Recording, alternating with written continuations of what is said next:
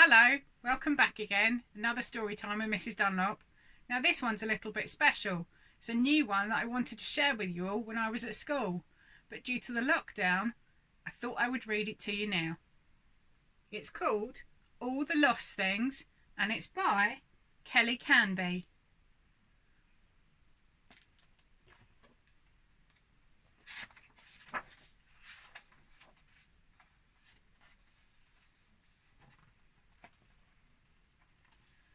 Olive went for a walk. On her walk, she heard a peculiar sound coming from an open manhole in the street.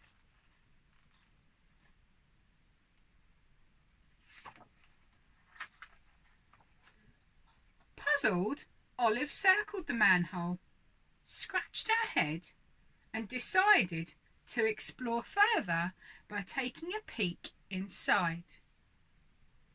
"Hello," Olive said softly, but there was no answer. "Hello," she said again, louder.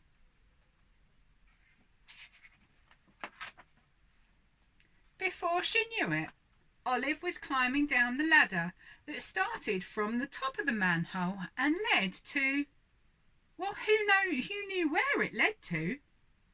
Curiosity had gotten the better of Olive. At the bottom of the ladder was a peculiar sound, and behind the peculiar sound were boxes. Boxes and boxes and boxes. And they were all labelled.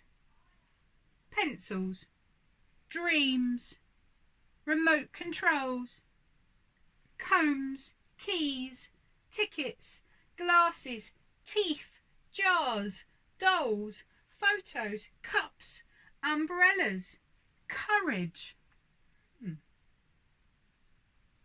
a little old lady. There were boxes as far as the eye could see, and every box had a label. Vision, bus passes, bibs, nerve, newspapers, hearing, rattles, crayons, laughter, and a label maker. Intrigued, Olive asked the little old lady what all the boxes were for. "These," said the lady, "are all the lost things from all over the city.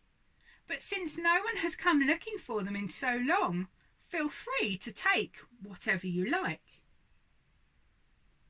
Olive scanned the boxes and read the labels and looked up and down the pile. Then she gathered 5 empty jars and began to climb.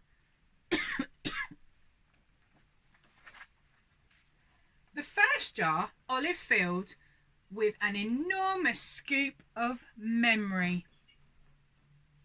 This one she would take home for Grandad, who could never seem to remember where he'd left his glasses, or anything else for that matter. The second jar Olive filled with as much sense of humour as she could, to take home for her older sister, who didn't know she'd lost it, but the rest of the family had certainly noticed. Next, Olive took a whopping scoop of eyesight and filled the third jar.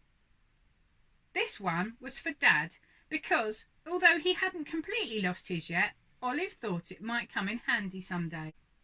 The fourth jar Olive filled with the way, a gift for Mum, who could never seem to go anywhere without completely losing it. With one jar left to fill, Olive climbed even higher and over even more boxes until she reached the very top of the pile.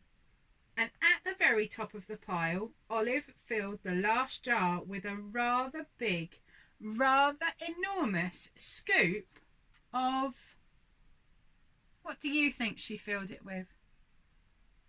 There's lots of different choices. What would you fill your last jar with, I wonder? Hope. Olive carefully packed her bag with all 5 jars, thanked the little old lady, and made her way back up the long, long ladder. Then Olive began to walk, and walk, and walk, and walk. Olive walked to the top of the highest hill. Then to the tallest building on that highest hill. And then to the very top floor of that tallest building on that highest hill, and opened up the jar of hope. Look what she's doing.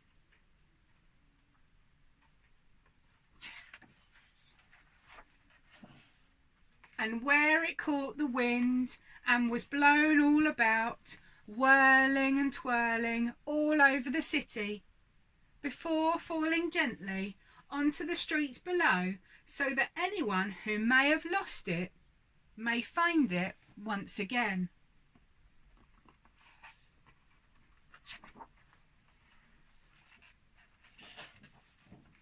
The end.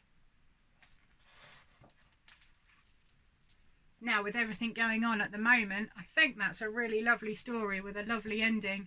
We all need a little bit of hope now and again, don't we? That things will soon become back to normal and we can all go back to school and work. So I hope to see you all soon in story time until we can all go back to school again. Don't lose your hope. Take care and stay safe. Bye for now.